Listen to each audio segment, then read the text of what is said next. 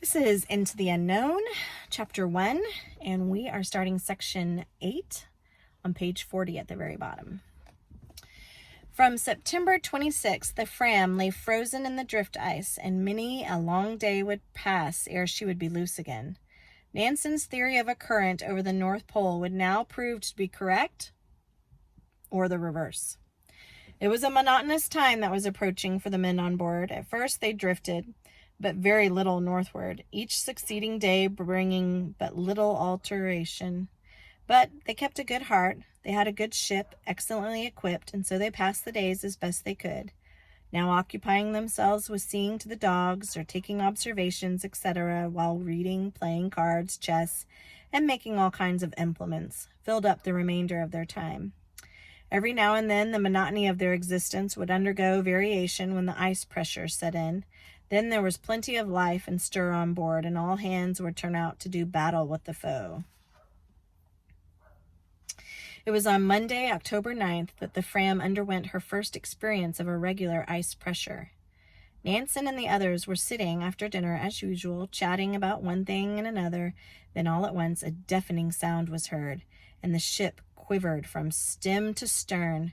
Up they rushed on deck, for now the Fram was to be put to the test, and gloriously she passed through it. When the ice nipped, she lifted herself up as if raised by invisible hands, and pushed the floes down below her. An ice pressure is the most wonderful thing. Let us hear what Nansen says of it. It begins with a gentle crack and moan along the ship's sides, gradually sounding louder in every conceivable key. Now it is a high, plaintive tone. Now it is a grumble. Now it is a snarl, and the ship gives a start-up. Steadily the noise increases, till it is like all the pipes of an organ. The ship trembles and shakes and rises by fists and starts, or is gently lifted up. But presently the uproar slackens, and the ship sinks down into her old position again, as if in a safe bed. But woe to them who have not such a ship to resort to under pressure like this. For when it once begins in real earnest, it is as if there could not be a spot on the earth's surface that would not tremble and shake. Autumn passed away, and Christmas arrived while the Fram was drifting between 79 and 81 degrees north latitude. This tedious drifting was a sore trial to Nansen. He often thought that there must be some error in his calculations, and he often very nearly lost heart. But then he thought of those at home who made such sacrifices for him, and of those on board who placed such implicit faith in him, while overhead the star, his star, shone out brilliantly in the wintry night and inspired him with renewed courage. The time was now drawing near when their first Christmas on board should be kept. The polar night, with its prolonged darkness and biting cold, brooded over the ship, and ice pressures thundered all around. Christmas Eve was ushered in with negative 35 degrees Fahrenheit. There was a peculiar feeling of solemnity on board. Solemnity. Everyone was thinking of home and trying at the same time to keep his thoughts to himself, and so there was more noise and laughter than usual. They ate and drank and made speeches, and the Christmas presents were given out.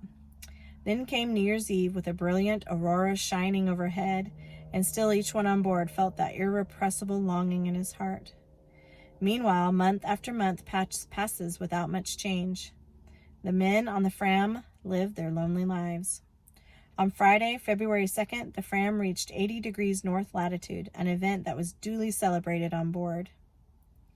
They were all moreover in wonderful spirits, especially as the gloom of winter was beginning to lighten at the approach of spring. The weather had been tolerably fine during the summer. There was a little else for them to do except take observations, ascertain the temperature of the water at different depths, and collect specimens of seaweed. And so another winter with its gloom and darkness was approaching. During this summer, Nansen had often contemplated the idea of leaving the Fram and going with one of his companions on a sleigh expedition to the regions nearer the pole, for he feared the Fram would not drift much farther in a northerly direction, and he was most unwilling to return home without first having done his utmost to explore the northern regions. Accordingly, he occupied himself a good deal in making sleigh excursions in order to get the dogs into training and other preparations. He had mentioned his plan to Sverdrup, who quite approved of it. On Monday, November 19th, Nansen mentioned his scheme to Johansen, whom he had selected to be his companion, and on the following day he took the rest of the crew into his confidence. They evinced the greatest interest in the proposed scheme and indeed considered it highly necessary that such an expedition should take place. And now they all set work in earnest about the necessary preparations, such as making sleighs, kayaks, exercising the dogs, weighing out provisions, etc. Meanwhile, winter dragged on its weary way. Another Christmas came, finding them in latitude 83 degrees, and ice pressures were increasing daily. The new year of 1895 was ushered in with wind and was dark and dreary in the extreme.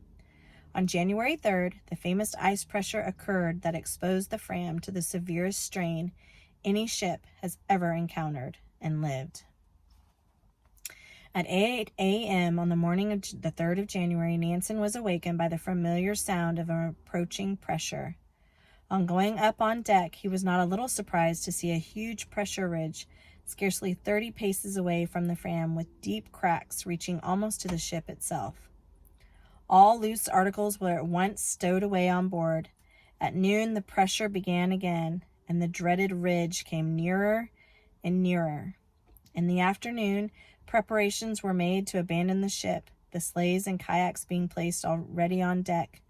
At supper time, it began crunching again, and Nordhall came below to say that they had better go up on deck at once.